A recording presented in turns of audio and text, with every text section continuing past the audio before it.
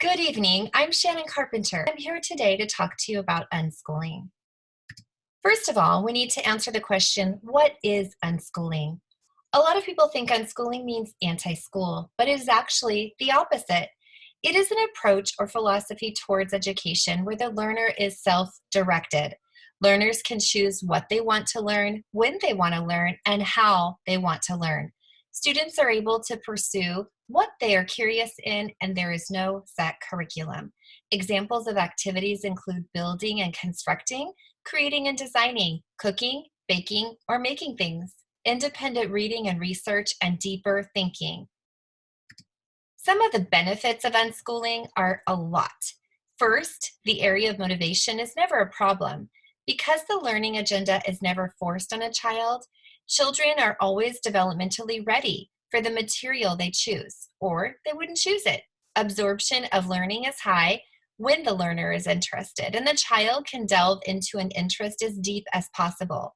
With a lot of unstructured time, children can explore their passions and interests, which increases self-awareness, and they may find a career path sooner than institutionally educated children. It has never been a better time in history to unschool because the internet has made information universally accessible. What are some of the concerns? One major common question people have about unschooling is, will there be gaps?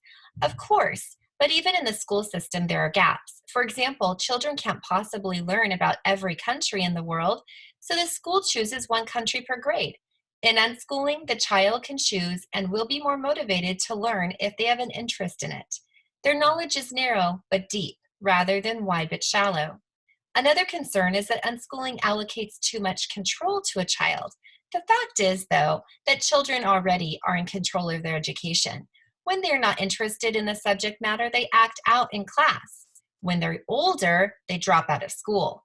In unschooling, parents empower their children to take control of their education sooner and in positive ways. Finally, socialization is a concern people often have about children that don't go to school. Home-educated families are very well socialized. Research shows that a home-educated child is enrolled in an average of 8 activities at once.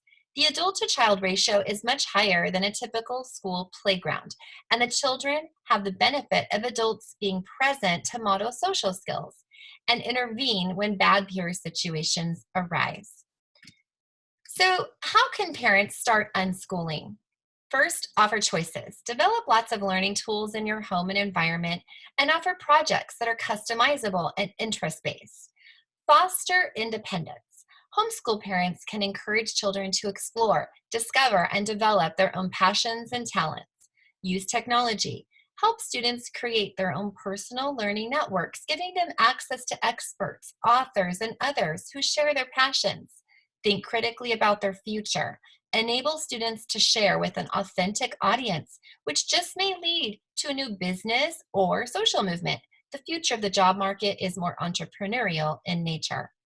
Use portfolios to assess progress. Create artifacts of learning. Unschoolers create learning portfolios based on their studies and then use these portfolios when applying to colleges or connecting with prospective employers. Finally, find a support network to connect with and learn more. I hope this Heart of Homeschooling Tuesday tidbit has taught you something new about unschooling that you maybe didn't know before. Ta-ta for now.